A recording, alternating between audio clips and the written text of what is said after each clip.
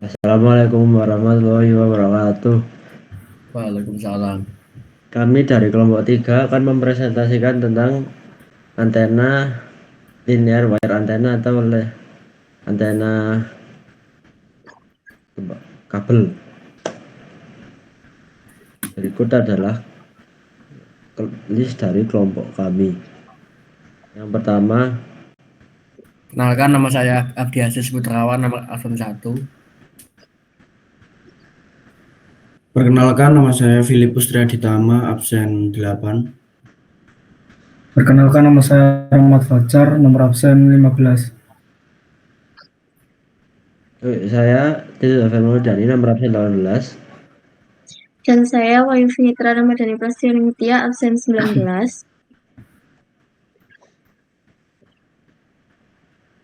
Dalam presentasi ini, kami akan membahas tentang yang pertama adalah definisi, yang kedua tipe dari antenanya, yang kelima karakteristik dari antena, kemudian aplikasi dan rumus-rumus.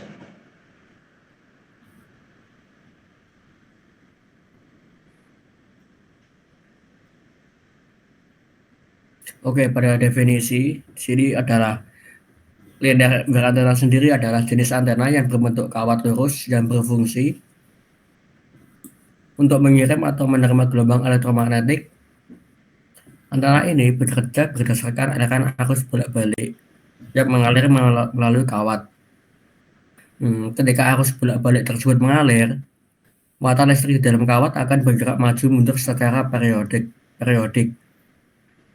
Gerakan tersebut disebabkan oleh terbentuknya medan listrik dan medan magnet yang ikut berosilasi, sehingga menghasilkan gelombang elektromagnetik yang dipancarkan ke udara. Jenis antena ini merupakan bentuk antena yang paling sederhana dan paling dasar dibandingkan dengan jenis antena lainnya. Karena strukturnya yang sederhana, antena ini banyak digunakan dalam berbagai sistem komunikasi, seperti pemancar dan penerima radio, terus televisi, serta sistem komunikasi interkabel sederhana. Meskipun bentuknya sederhana, prinsip kerja dari antena ini menjadi dasar bagi pengembangan berbagai jenis antena modern yang lebih kompleks. Dengan kata lain, linear wire antena dapat dianggap sebagai dasar dari teknologi antena modern. Dari konsep dasar inilah, berbagai antena canggih dikembangkan untuk memenuhi kebutuhan komunikasi masa kini. Kesederhanaan dan efektivitasnya menjadikan linear wire antena tetap relevan untuk dipelajari hingga sekarang.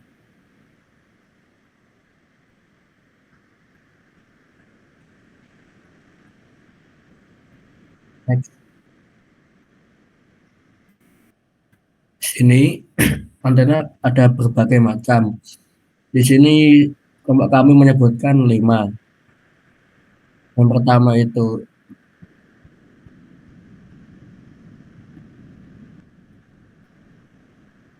itu infinite decimal dipole, terus ada small dipole, terus wavelength dipole,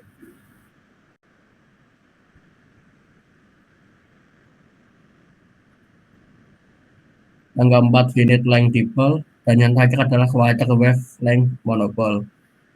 Selanjutnya kita akan bahas infinite decimal dipole.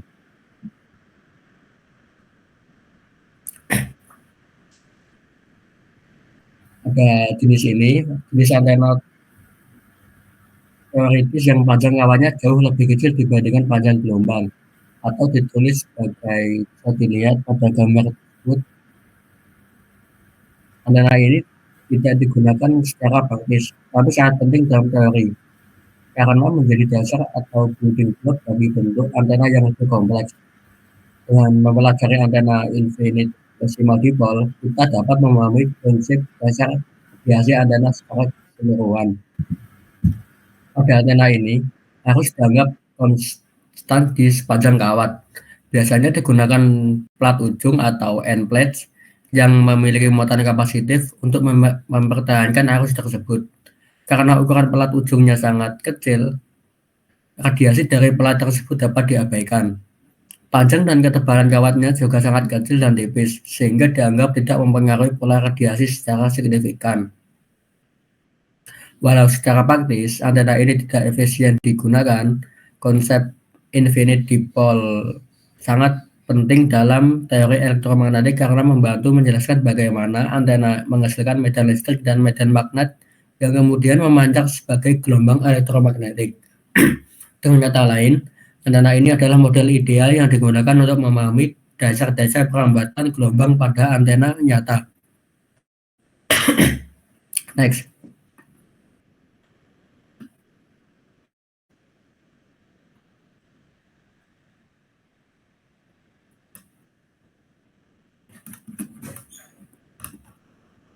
Selanjutnya adalah small dipole.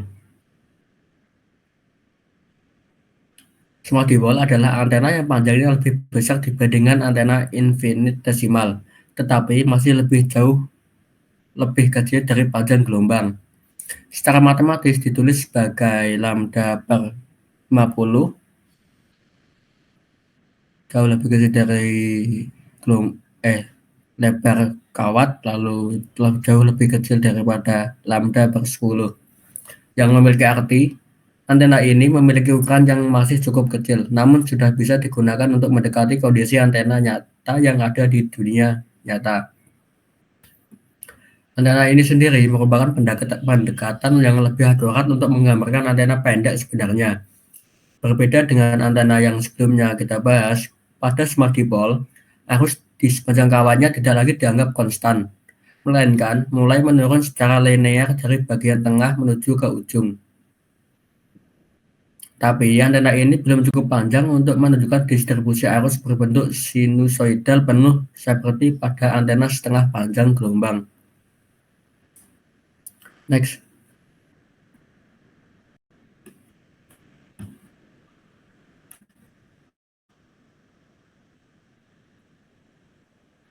Selanjutnya adalah finite length dipole atau antena dipole dengan panjang terbatas. Finite length dipole adalah jenis antena di mana panjang kawatnya mendekati panjang gelombang sinyal atau hampir sama. Artinya panjang antena ini tidak lagi sangat kecil dibandingkan dengan panjang gelombang seperti pada antena infinitesimal. Karena itu, antena ini memiliki karakteristik yang lebih nyata dan banyak digunakan dalam sistem komunikasi. Antena finite length dipole lebih umum digunakan dibandingkan antena setengah panjang gelombang atau small dipole. Namun karena panjangnya sudah mendekati panjang gelombang, antena ini tidak dapat lagi dikategorikan sebagai antena pendek. Distribusi arus di sepanjang kawat juga tidak lagi linear, melainkan berbentuk sinusoidal, yang artinya besar arusnya naik dan turun secara periodik sepanjang kawat.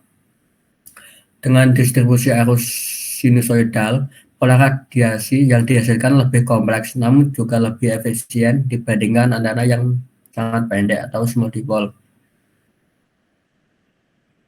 Next.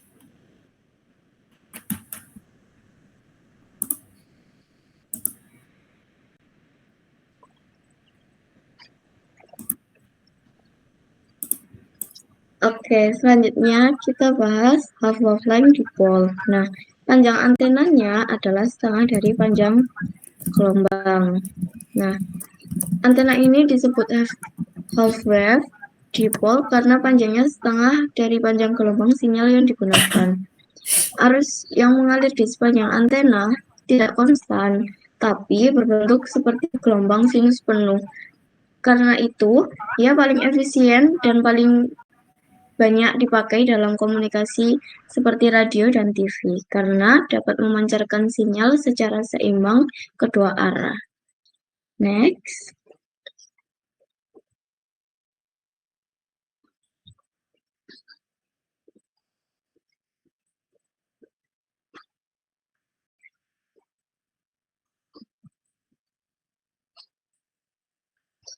Selanjutnya ada quarter wavelength monopole. Nah, antena monopole hanya memiliki satu batang kawat vertikal dengan panjang seperempat dari panjang gelombang sinyal. Biasanya, antena ini dipasang di atas permukaan logam atau tanah yang berfungsi sebagai pantulan.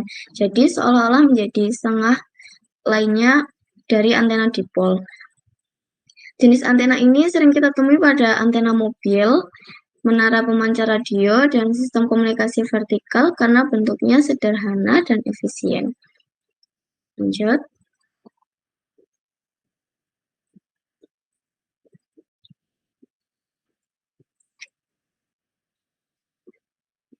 Saya ada key parameter of dipole antenna. Ini ada 9, jadi kita next aja untuk penjelasannya.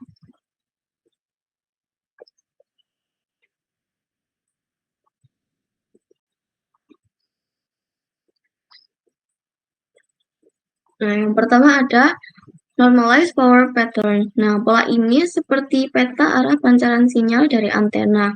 Dari pola ini, kita bisa tahu arah mana antena memancarkan sinyal paling kuat dan bagaimana bentuk simetri dari radiasinya. Misalnya ke samping, ke atas, atau ke semua arah. Maksudnya omnidirectional. Pola ini penting untuk menentukan posisi dan arah pemasangan antena supaya hasil transmisinya optimal. Yang kedua ada radiation resistant atau tahanan radiasi. Bayangkan antena seperti sebuah resistor, tapi bedanya panas yang dihasilkan bukan berupa suhu, melainkan energi elektromagnetik yang dipancarkan ke udara. Kalau nilai radiasi resistennya tinggi, berarti energi listrik itu lebih banyak berubah menjadi sinyal yang dipancarkan, bukan hilang sebagai panas. Artinya, semakin besar nilai tahanan radiasi, semakin efisien kinerja antenanya. Next.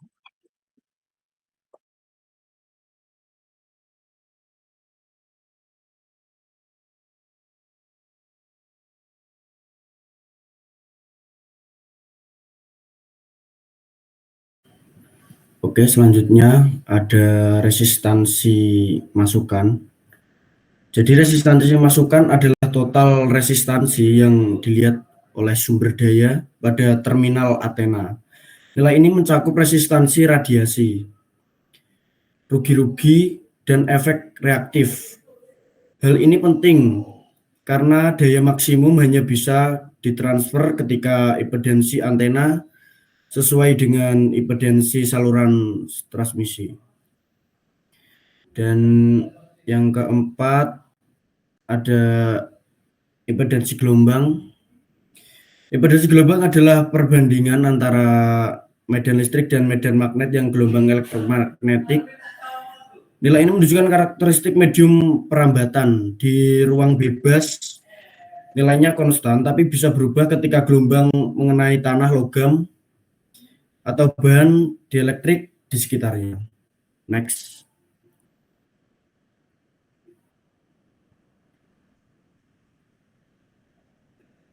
Selanjutnya ada direktivitas, menggambarkan kemampuan antena untuk memfokuskan energinya ke arah tertentu. Semakin tinggi direktivitasnya, semakin sempit berkas radiasi dan semakin kuat sinyal ke arah yang diinginkan. Dan kemudian ada luas efektif maksimum yang menunjukkan kemampuan antena menangkap energi dari gelombang elektromagnetik yang datang. Jika nilai besar, berarti antena lebih sensitif terhadap sinyal lemah, sehingga penerimaannya menjadi lebih baik. Next.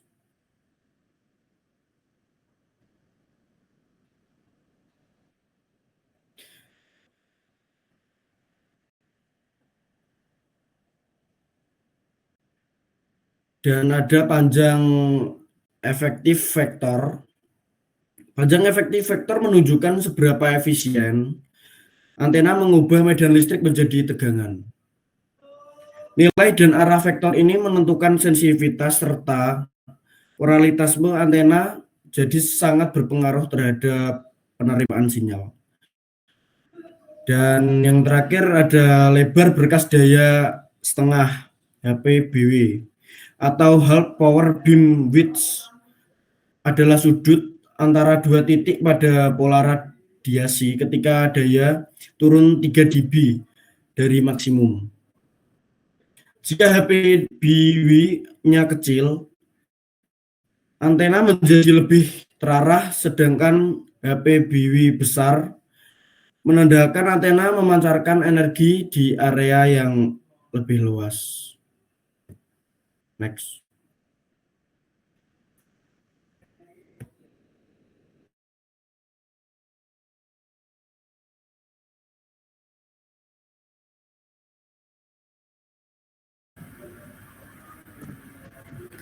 Selanjutnya ada loss resistance.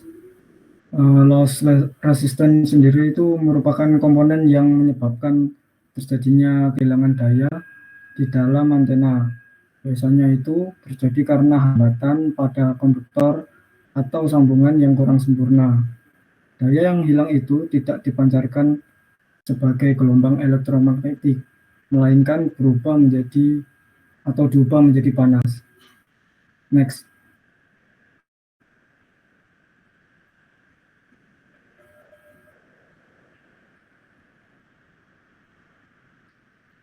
Selanjutnya, application of dipole antenna.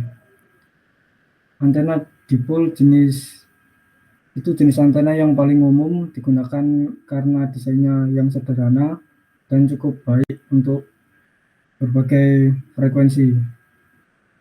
Ini ada 6. Yang pertama itu ada AM, FM, kemudian ada television analog dan digital, itu juga menggunakan antena dipole. Kemudian dalam komunikasi nirkabel, antena dipole digunakan pada perangkat seperti Wi-Fi, serta VHF dan UHF. Kemudian dalam sistem navigasi radar, karena dapat memancarkan dan menerima gelombang elektromagnetik dengan stabil. Kemudian juga digunakan pada peralatan kendaraan seperti mobil, kapal, dan pesawat. Kemudian digunakan untuk pendidikan dan eksperimen. Next.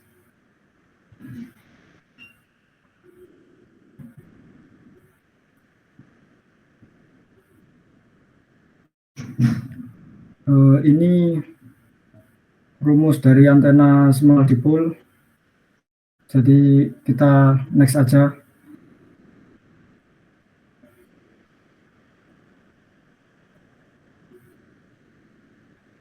Selanjutnya ini rumus dari antena infinitesimal dipole. Ya, seperti ini bentukannya. Next. Kemudian ini rumus dari antena half wavelength dipole. Next. Dan ini rumus dari antena quarter wavelength monopole. Next.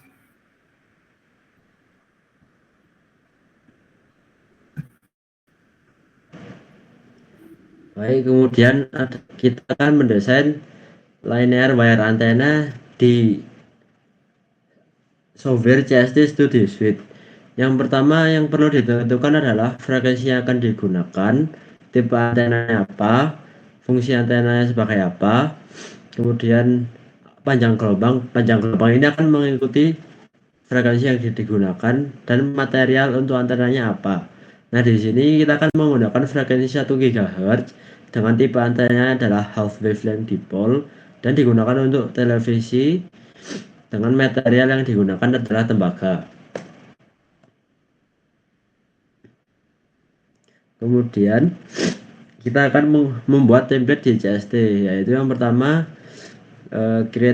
membuat template, yang kedua pilih microwave dan radio frekuensi atau optikal, yang ketiga untuk workflow-nya pilih wire atau kabel, yang keempat untuk solvernya pilih yang time domain, dan kemudian biarkan unit seperti frekuensi tetap menjadi gigahertz, suhu dan lainnya tetap seperti default.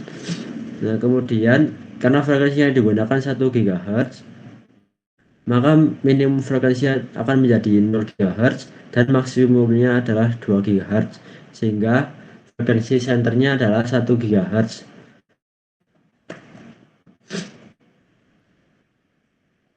Nah, hasilnya akan seperti ini saat membuat project template.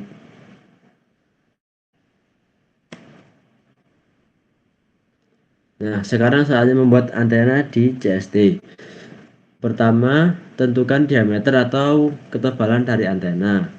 Nah, kemudian karena tipe yang digunakan adalah half wavelength dipole, maka panjangnya akan setengah dari panjang antena akan setengah dari panjang gelombang yang digunakan. Dipole antena terdiri dari 2 batang dari tembaga yang ada gap atau jarak di antara kedua batang tersebut, sehingga tentukan jarak gap tersebut.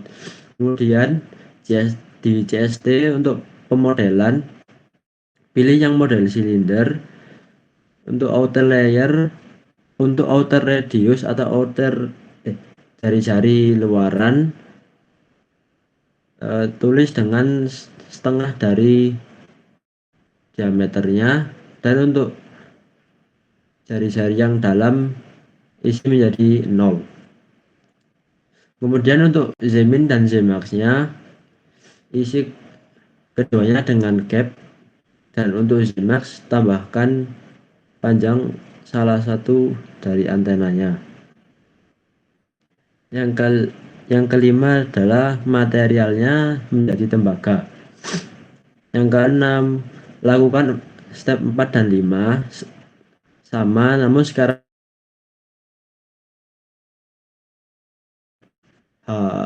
setengah panjang dari antenanya.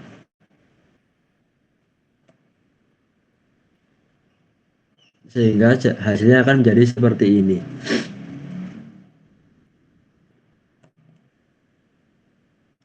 Kemudian menambahkan port agar antena bisa disimulasikan untuk melihat hasilnya. Yang pertama, klik menu modeling dan klik mode big edge atau pencet E di keyboard Anda. Kemudian pilih ujung dalam dari kedua batang antena. Yang ketiga, klik menu simulasi dan klik discrete port. Kemudian akan keluar sebuah menu dan ubah impedansinya menjadi 73 ohm. Kemudian klik OK. Nah, kemudian antena dapat disimulasikan. Nah, untuk simulasi, klik simulasi, kemudian klik setup solver dan klik start. Setelah simulasinya selesai, hasilnya akan keluar di menu sebelah kiri atau di navigation tree section. Itu saja yang dapat kami sampaikan. Mohon maaf jika ada salah kata atau kurang informasi. Terima kasih atas perhatiannya. Wassalamualaikum warahmatullahi wabarakatuh.